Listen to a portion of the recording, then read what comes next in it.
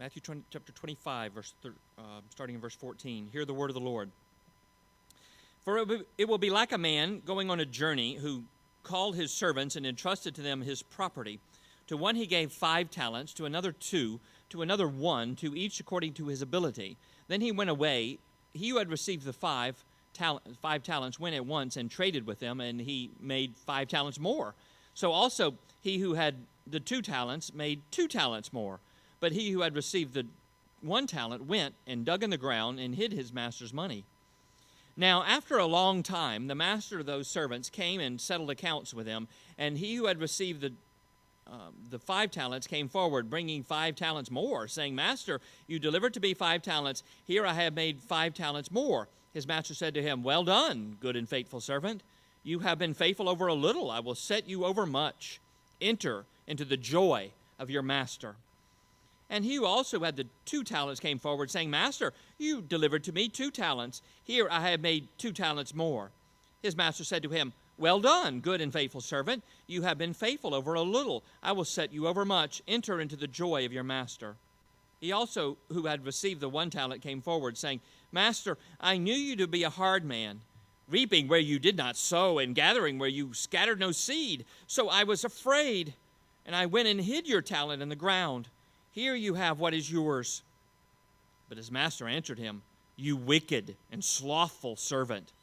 You knew that I reap where I have not sowed, and gather where I scattered no seed. Then you ought to have invested my money with the bankers, and at my coming I should have received what was my own with interest. So take the talent from him, and give it to him who has the 10 talents. For to everyone who has will more be given, and he will have an abundance. But from the one who has not, even what he has will be taken away. And cast the worthless servant into the outer darkness.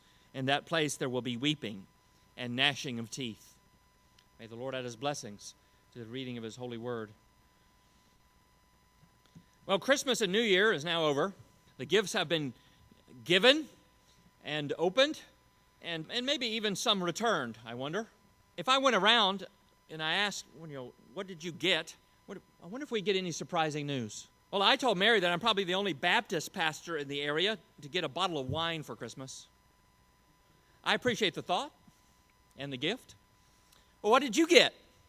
It's also the time of the year in which people make New Year's resolutions, often to make more of themselves and often to try to undo some of the damage they did during the Christmas time when they were indulging.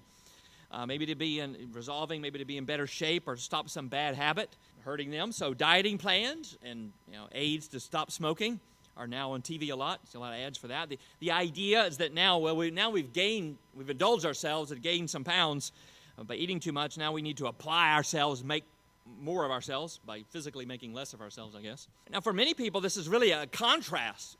We've gone from one extreme to another, from the season of indulgence and getting gifts and things we want and buying what we want, never mind the debt, and eating whatever we want, never mind the fat.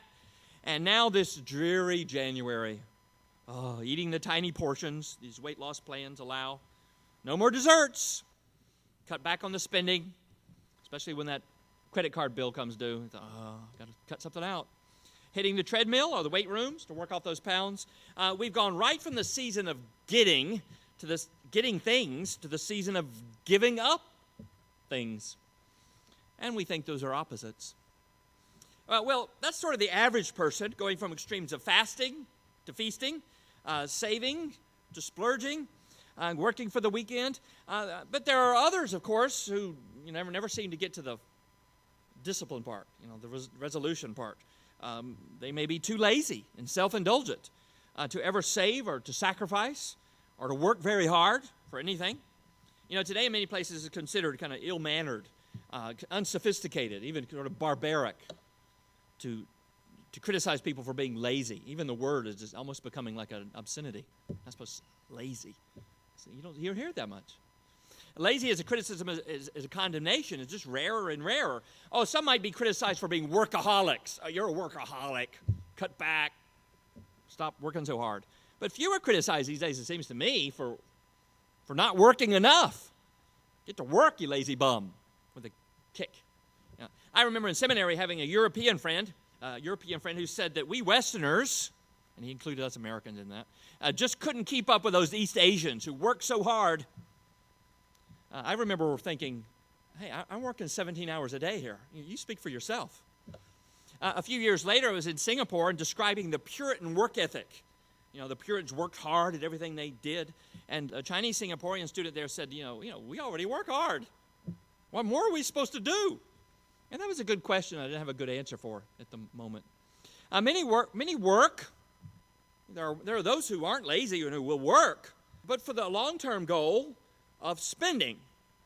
Some want to work maybe a day or two and then for the work weekend, but some for the long-term goal, they're willing to work for 34 years for the long-term goal of spending, maybe for retirement, to get a vacation home and an easy life after years of earning it. They may be afraid to lose then. In the short term, they'll hold on to every cent they have. Maybe they'll stuff it away in their mattress. Afraid the banks will go under. Afraid society will collapse. Afraid something will happen. And so too afraid to do anything really except to hunker down, stock up, and wait. Here the Lord Jesus deals with all these kinds of people. The ones who go from one extreme to another, the lazy who never get out of the indulging, and then those who just work and deprive themselves their whole life. He deals with all these kinds of people and with us, and he tells us, speaking about the end, and remember the context of this passage, he's continuing talking about the end times. And here, talking about the end, he tells us what we need to know for the beginning of another year, the beginning of what may be a long wait. He gives us some of God's math. Okay? Many people, when it comes to the end times, are just love to calculate things. Right? They'll find codes and hidden dates and, when things are going to happen. Of course, they always prove wrong, but they'll keep working at it. They'll be very disciplined and hardworking about that. This is part of, and what Jesus teaches us here, what the passage we read, remember, is part of this long answer that Jesus gave to the disciples' question that begins chapter 24. When will these things be, and what will be the sign of your coming? They ask him that, and all of chapter 24, now still in all of chapter 25, is answering that. And people are often interested in the mathematics of Jesus' return. They want to precisely answer, never mind that he said over and over again, no one knows the day or the hour, but they forget that. They'll look for the math. And here Jesus does give us a lesson in math. He tells us how God adds, how we should multiply, how Christ divides, and finally how God adds some more and subtracts. First, God adds. Here Jesus is again dealing with what we're to be doing during the long delay. You notice that the master goes away, and after a long delay, it says he comes back. This is telling us what we're to be doing before Christ returns. Now, all those scoffers today often mock, the early church, those Christians. They've always thought Jesus is going to return anytime soon. Actually, he teaches a great deal, and he taught these disciples a great deal right from the beginning, that there's going to be a long delay and what they're supposed to be doing during this long delay. And this teaching the parable of the talents is another lesson in that. In verse 19, Jesus again says, after a long time, and that's what Jesus is teaching us here. What are we to be doing during that long time? He begins in verse 14 with, for it will be like, it meaning his return, or what's happening before he returns. It will be like, that is, the end is like a wealthy man going on a journey. And he entrusts his wealth to reliable, what he hopes anyway, are reliable servants. And here he adds to 3 servants. He gives to one 5 talents, to another 2 talents, and to another 1, just 1 talent. And 2 questions here. What does God add? And then how does God add it? Now, what does God add? Now, first, literally, a talent, because we may be a little confused because this is a word we have in English. But first we need to know what it originally meant. A talent was a measure of weight, a weight for money, particularly of silver and gold. That's usually the way they measured their money in those days. They didn't have like a bill that had how much it was worth printed on it, or usually, often not even a coin. They just weighed it. How much does the gold or the silver weigh, and that's how much it's worth. And a talent was a large weight. It was about 60 to 80 pounds, not quite sure, but it's a good amount. And so it's a lot of money. I mean, you can imagine 60 pounds of gold, that's worth a lot. And so if it's silver, which most commentators seem to think this is, then this is worth hundreds of thousands, perhaps $1 million. So let's put it there, round it up to a good $1 million per talent. So the guy that gets 5 talents is getting $5 million. Here, that's yours. Take good care of it. So this is a lot, and the master's entrusting with these servants. Now, that's what it is literally. Now, what is it to us? What does Jesus mean it to symbolize? Jesus is the wealthy man who's going on a long journey, and we are the servants. Now, what are the talents that we are entrusted with? Maybe we'd prefer to be entrusted with $5 million. We could live off the interest at least, right?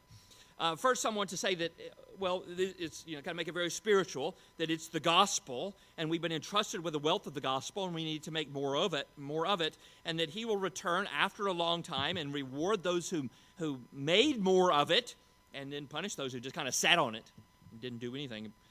That's one interpretation of what the talents represent, and I believe that is true, but not yet. That's ultimately where we should get at. The problem with that is that in this parable, the servants are given different amounts of talents, 5 and 2 and 1. How can you be given different amounts of the gospel? So it really doesn't make much sense to say the talents represent the gospel. What is someone given 5 gospels? What does that mean? That doesn't work. So because the servants are given different amounts of talents, the talents symbolize what we use the word talent for. We may not, I don't know, maybe I hope you all know this, but the word talent comes from this passage. Our English word talent comes from this very parable. This is its origin. And because people understood what it was talking about, it's about anything that God gives you. It's a talent. It's a gift from God, and you're going to make more of it. Personal gifts and abilities of all kinds, even of money, the money you might have, of anything that we have been given. Talents are talents. That's not so hard, is it? I've actually heard Christians, though, object to the idea talents here can't be talents, because so many Christians can't imagine that God first has given them the gifts and the things that they have. Whatever it is, whether it be musical skill or teaching ability or the money that they have in the bank, the property they own, their business, their intelligence, their social skills, their athletic ability, their opportunities they have to learn or to grow or to teach and to give. So many people can't imagine that God gave them those things. They think, they see what they did. I went to work, I earned the money, that money in the bank is mine, I earned it. They don't see God behind it. And even some Christians kind of, unfortunately, think that way. It's a very secular way of looking at the world. They think natural talents are just accidents of our DNA. So what? I was born, I can run fast, or I was born with I can learn languages quickly, something like that. Or maybe achievements through our hard work. They're just natural. We often think they weren't gifts from a supernatural God. But if we think that way, we're wrong. Everything about us that is useful, the sin is not a gift from God. That we came up with ourselves. But everything that's about us that's useful, whether the skill to paint a building well, to perform a song well, or maybe the self-control and the discipline to run a business properly. It takes a lot of self-control. You have this money, you invest it, you got to spend it on all kinds of things for the business instead of just going out and nicest restaurants and spending on yourself. Self-control to develop a business, the ability to hit a 3-point shot, or run a 5-minute mile, or play an instrument, or write well, or cook a good meal, or the character to show up week after week, to drive a vehicle, to support a ministry, or to study for exams, or to stay late at a job when you'd rather just go play, or the shrewdness to know how to invest your money, or how to sell a product, to guide a conversation that wins people over instead of putting them off. Every imaginable talent that we can think of is a talent here in this passage that Jesus is talking about. Now, the church has often lost sight of this because so many Christians apparently believe that often preaching is the only real talent they can think of. The only talent that matters. So they'll call the pastor the preacher, and the main service is the preaching service, and come for 11 a.m. preaching, as though the singing and the praying and having the Lord's Supper or even reaching out or just being at church together, or even just living as a Christian throughout the week, as though none of that matters. And so the result is that some people can't imagine that the talents that they have mean much of anything. They can serve and they can keep the facilities and they functioning and encourage others, or they can give, or they can sing, or they can teach, or they can witness. They can do they can drive a vehicle. They can do all kinds of important things, but they don't really believe that those are talents, because they don't believe those are the talents that God is concerned with, because they think God is only concerned with maybe just these really few spiritual things that only a few rare people have. They don't understand what they've got. Well, what did you get? What has been added to us? Well, talents. Now, how does he add them to us? Notice in verse 15 that the master distributes to his servants. It says, to each according to his ability. And even the ability comes from God too, but that's beside the point. That is, the master gave to the servants according to their capacity at handling what was given to them. He gave to the first servant the most, 5 talents, because he expected the most from him. And people may be equal in rights and value, but we got to understand the fact people are not always equal in ability. Some have just enormous ability. Sometimes there's some few people have a lot of abilities in a lot of different areas. I'm not one of those, but some are. Those who have more ability have that because they had that added to them, and they have a lot of ability. They have a lot of talents added to them. God has added to them. Now, that could be a recipe for exploitation and oppression. You know, for some people, a lot of ability. I have all these abilities. God has favored me. You should just do what I say. Serve me. That leads to that kind of oppression only if we forget what comes next. God adds, but we are responsible to multiply. We are supposed to make more of our talents. Yes, talents are given to each according to his ability, but with ability comes responsibility. Not just rights, but responsibility.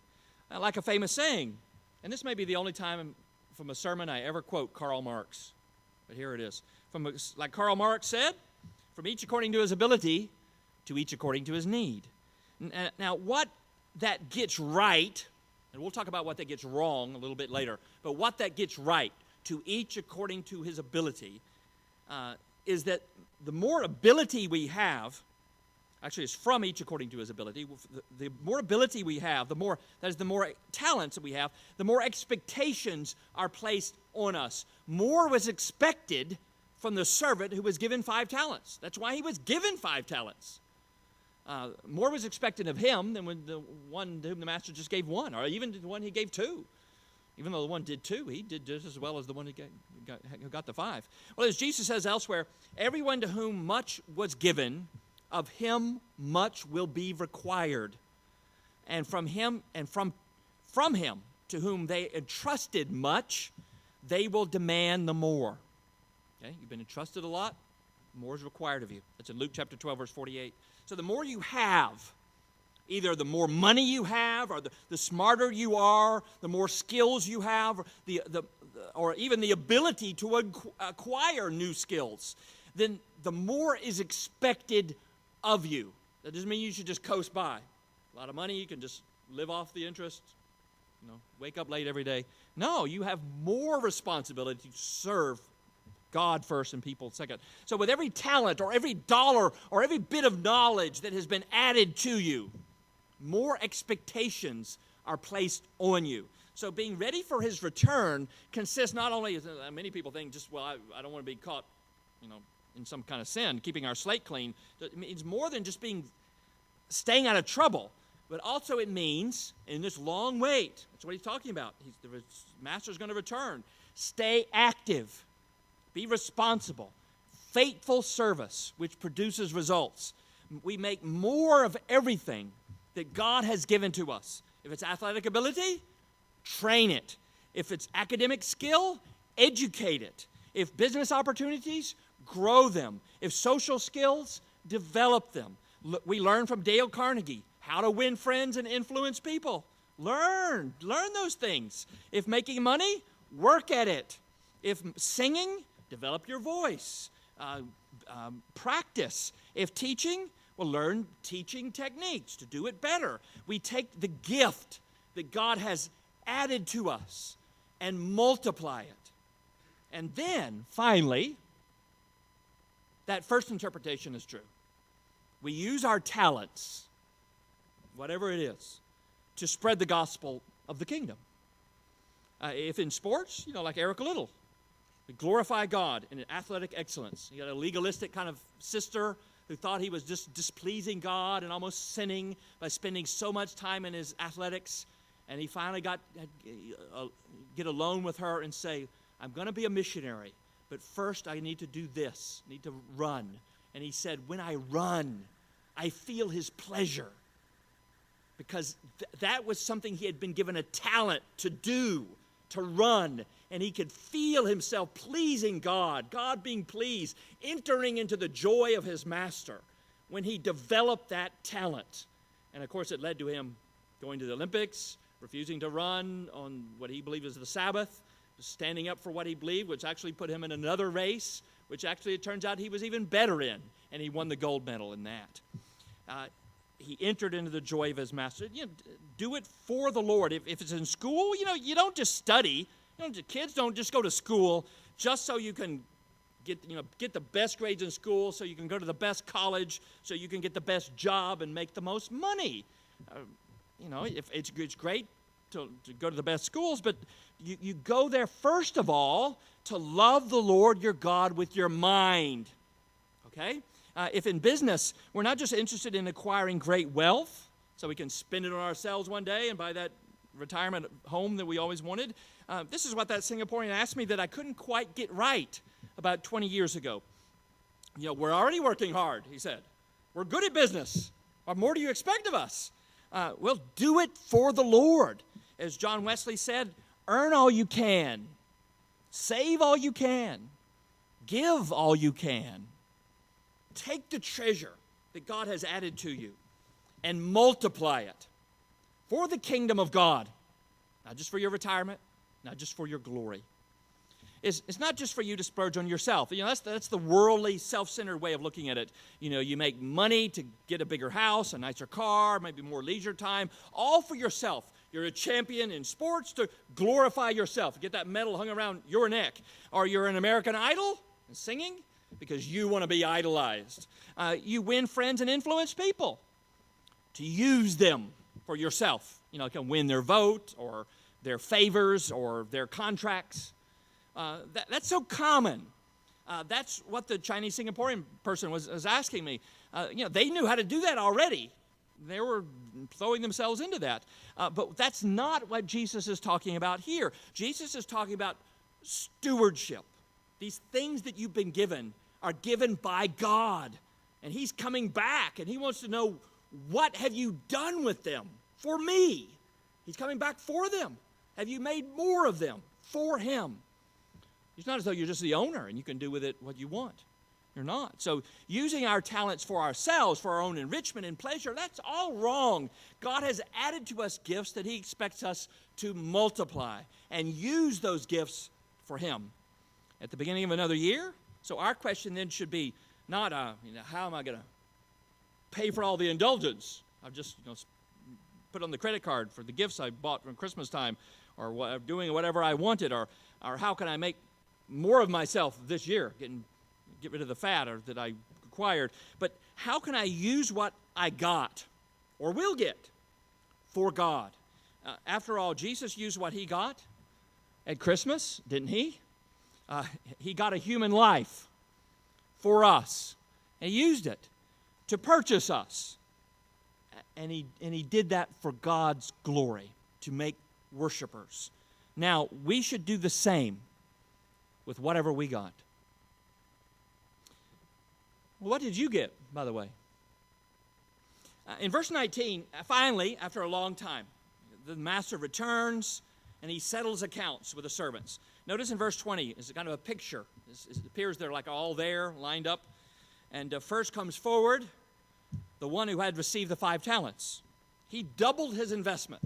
This guy should have got a job in Wall Street. He's commended. He had multiplied what was given to him. During all that time that the master was away, he didn't waste the money. He could have said, hey, $5 million, I can live pretty well on this for a while. The one who had received 2 talents did the same. He doubling the principal, and again, 100% return. He too is praised, well done, and he too is designated a good and faithful servant. And so what this parable teaches us is the great value that God puts on 2 things. One is faithfulness, and the second is hard work. The first 2 servants are praised for being good and faithful, for continuing to work, even when no one is looking, right? The master's not over their shoulder, making sure they're doing what they're supposed to do. He's way far away. When the master was away, they could have just taken it easy and relaxed. But they were faithful, day in and day out. So many people today are waiting on something, maybe to fulfill them, that will finally make them faithful. Maybe they're waiting on a relationship. When I meet that perfect person, he or she will make me faithful. Meanwhile, I'll be unfaithful to all these other relationships. Or it could be a job. Once they find that perfectly fulfilling job, then they'll be faithful to it. Then they'll work hard at it. But here, the good and faithful servants are good because they are faithful, not because they're fulfilled. Okay, whatever they were doing, just as they traded with it, it's not as though they just got probably in their day is most likely livestock or something like that, and it's not as though, they're just so fulfilled by buying and selling cattle or goats. Oh, this just so fulfills me, and so they were fulfilled, and so they went out and were faithful to it. No, they were faithful with what they had been given, and that's what God expects from us. Be faithful with what you are given. Find your fulfillment in being faithful. Don't expect that you'll finally be faithful when finally you find something to fulfill you. Be fulfilled in faithfulness. Well, 2 things they did to multiply what was given them. They were faithful and they worked hard. And God expects us to use our time in advancing somehow everything that we have. And when I was younger, I'm kind of undisciplined now, I guess, but when I would ask myself every day, have I advanced today? I've done something today that advanced every part of me. Spiritually, you ask yourself every day, have I advanced today spiritually in prayer? Today in Bible study, have I considered something? I mean, you have to read a whole book, but maybe you just meditate on a verse or something. In serving God today, have I advanced mentally? Have I learned something? Have I stretched my mind? Have I advanced physically? Am I in better shape today than I was the day before? Have I advanced financially? Am I made some money or saved some money today? Or have I rested and refreshed myself so that I can do those things better tomorrow? The Scottish Puritan David Dixon wrote that the parable showed us that just as the faithful servant, whether his talents are fewer or more, was accepted of his master and made partaker of his joy, so every man who in the discharge of his calling seeks faithfully the glory of Christ and the increase of his kingdom shall be accepted in the day of judgment. God loves hard work. Work hard in your calling in life. Be excellent, like the 2 good and faithful servants. They took what had been added to them and they multiplied it by hard and smart work, returning to the master twice what had been given to them. The lesson, as John Piper would say, don't waste your life. Don't waste your life on things that just fritter it away. Invest it. Work on it. Develop it. Make more of it so that at the end of your life, that you were the best that you could be at everything you did, whether academics or sports or teaching or business or cooking or music or saving, painting, writing, whatever, you fill in the blank. Whatever it is that you were given to do, you did it for the glory of God, and you did it excellently, faithfully. God adds. We should multiply. But then Christ divides. Well, 2 servants are praised and told, well done, and called good and faithful. There's only one problem with giving high grades. You know what that is? Unless you give them to everybody, then it's grade inflation, and that's no good. But it divides the good from the bad. Jesus here teaches that there is a final judgment. Right? We'll see even more about that in the next passage. But here, there is a final judgment, and that judgment will divide the faithful from the faithless. Calling some good and faithful divides them from those who are not good and faithful. You know, giving A's divides the good students from the bad students. When I was a teaching assistant at the University of Chicago, I gave a few A's, to good and faithful students who had studied and done their work. But by doing that, I divided them from others. And I remember there was one young lady student who came to the professor's office where I was personally to get her grade. She was impatient to see it, I guess, after the test, and I had to hand it directly to her. I graded the test paper in my hand, right into her hand. She, with an F right on it. She failed. She was a senior. She needed that class to graduate. But her work failed, and she started to cry, and I felt miserable. But I couldn't change her grade. She earned it. My grading divided the A's from the F's and caused much weeping. At the end, there is a division, and some will be crying. What is it then that divides? What is it about those that fail that causes them to fail? Now, we've seen some of the causes to succeed. That is, they're faithful, they work hard. What is it that causes others to fail so that they have to be divided from the rest? Well, there's 4 things mentioned here. Can't get them to rhyme or alliterate or anything, but here they are. They're blame-shifting. 2 is burying. 3 is fear. And 4 is laziness. In verse 24, last of all, the third servant came forward. He's returning the 1 talent he had been given.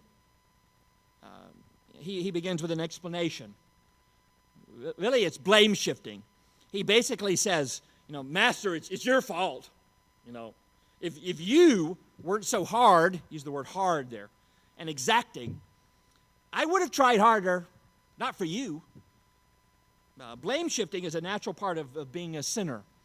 Sinners hate to take the blame, to take responsibility, to say, I was wrong. The first thing that Adam said in the garden, anybody remember, after the sin?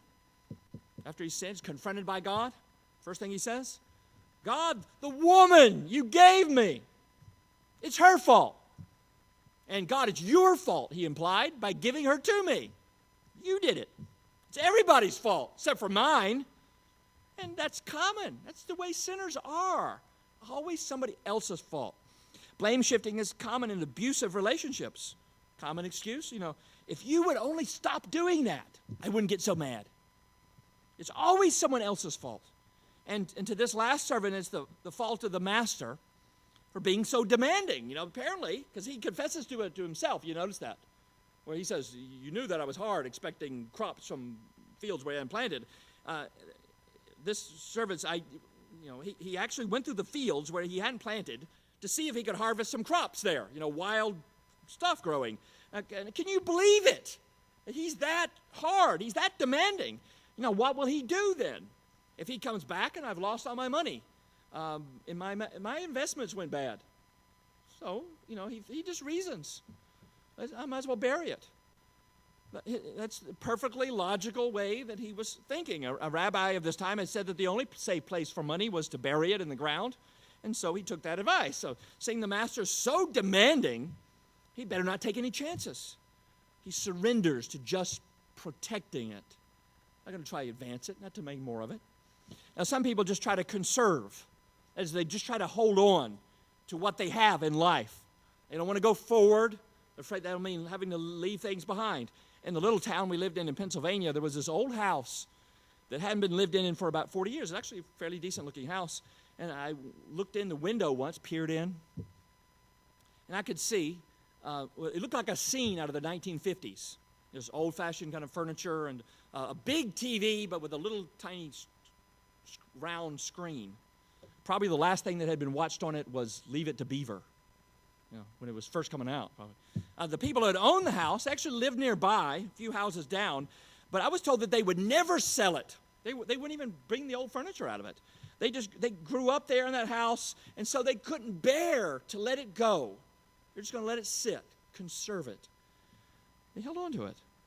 And there are people who treat the gospel like that. They'll bury it. They'll try to preserve it. They might fight each other over any perceived change or, different way of presenting it, but they don't really try to spread it, to make more of it. After all, if you do that, they're afraid we might lose it. The last servant buries his talents because he's afraid. He says so himself in verse 25. So he says, I was afraid. You're so demanding, I was afraid. He's afraid of losing the master's money and thought just preserving it was the right thing to do. But as Robert Kiyosaki, author of Rich Dad, Poor Dad, wrote, winners are not afraid of losing, but losers are. Failure is part of the process of success. People who avoid failure also avoid success. A woman in Israel, true story, about 3-4 years ago, apparently is too afraid of the banks. You never could tell. They could go collapse, whatever. Literally stuffed all her money, her life savings, in her mattress. But one day when she was away, her adult daughter, not knowing where her mother put her life savings, thought she would do her mother a great favor. Get rid of her old lumpy mattress and buy her a brand new one.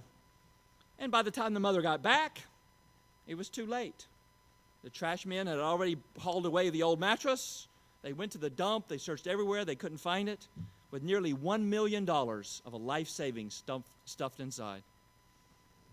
Well, finally, the master says that the real reason he took the easy way out was he was just lazy.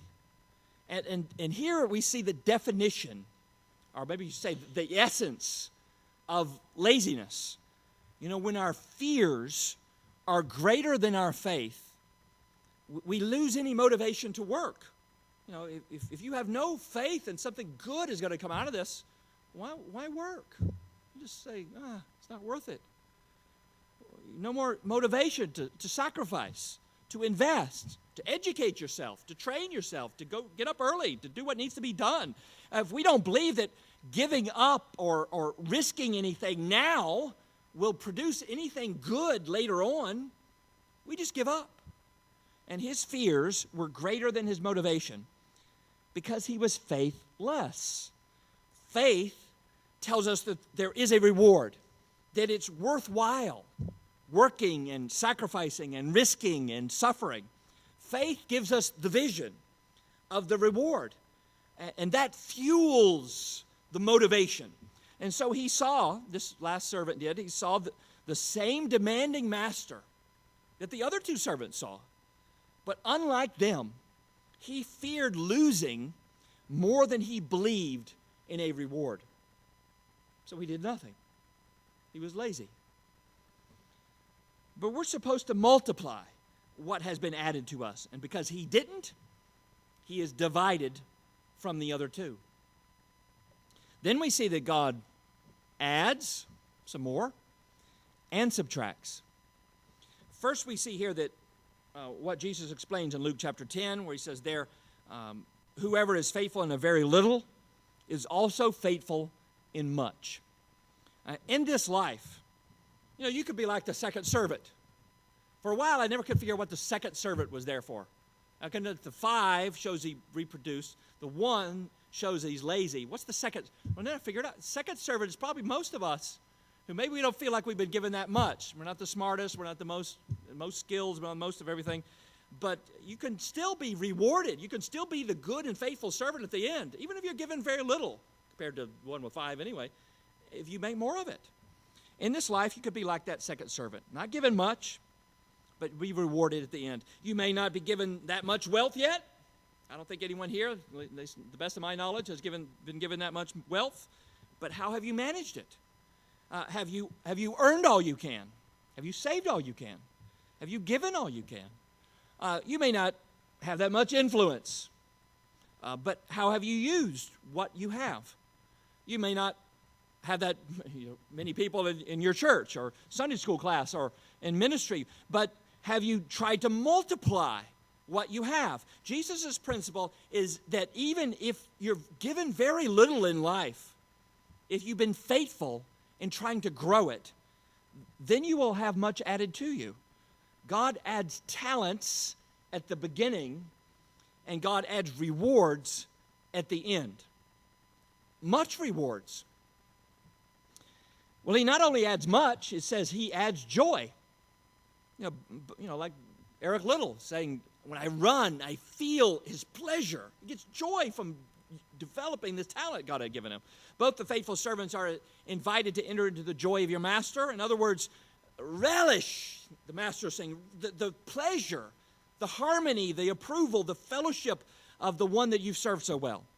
Instead of taking that money and splurging on yourselves, having parties and good times for yourself while the master was away, thinking, I'll enjoy myself now even if I have to suffer for it later. Instead of doing that, thinking that way, they were faithful. And so when he returns, well, then they'll get parties and good times with him. Sort of like the previous parable, the bridesmaids and the parable of the 10 virgins. The 5 wise ones are the ones that get to enter into the joy of the wedding reception because they prepared. They developed a life of knowing the Lord through Bible study and prayer and serving God with the church so they could come in. They were prepared when the groom came. And here the good servants, they get joy. Then, when the master comes, because they were full of faith, faithful, now, believing that the pleasures of God to come were greater than the pleasures of sin now. Again, we often think fulfillment or joy will make us faithful. But here we see it's the other way around. Faithfulness will give us joy. God adds much, and God adds joy. And God subtracts. Now, this is a shocking parable to many people today because it kind of turns upside down what many people kind of expect is right. It just goes directly in conflict with what many people think is fair. Remember the Marxist slogan, from each according to his ability, to each according to his need? Well, that's what some people think, that is justice. That is the ideal society.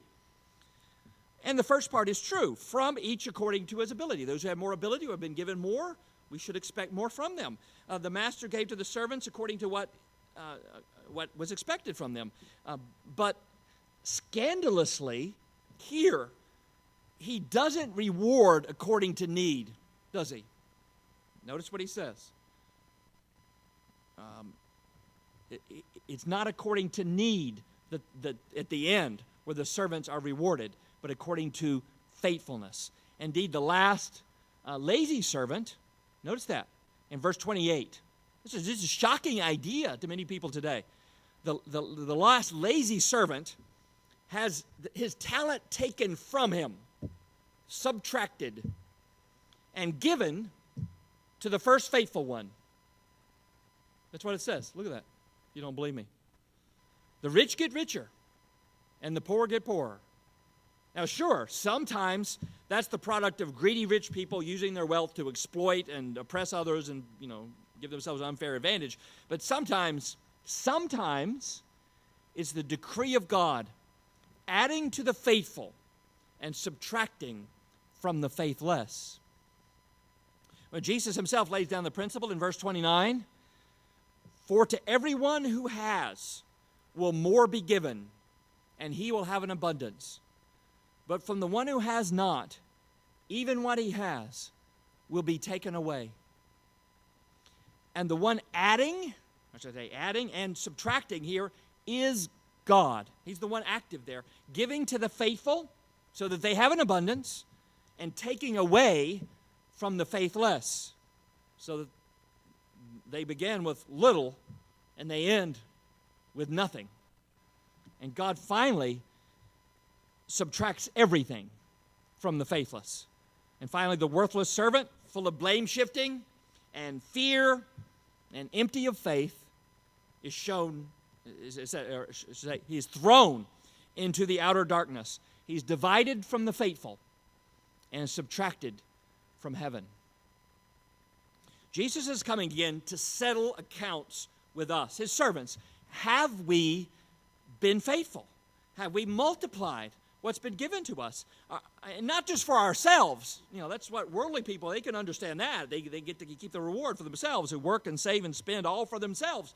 But like Christ himself, who, though wealthy, for our sakes became poor, that he might make many of us rich, so that he might add us to his joy.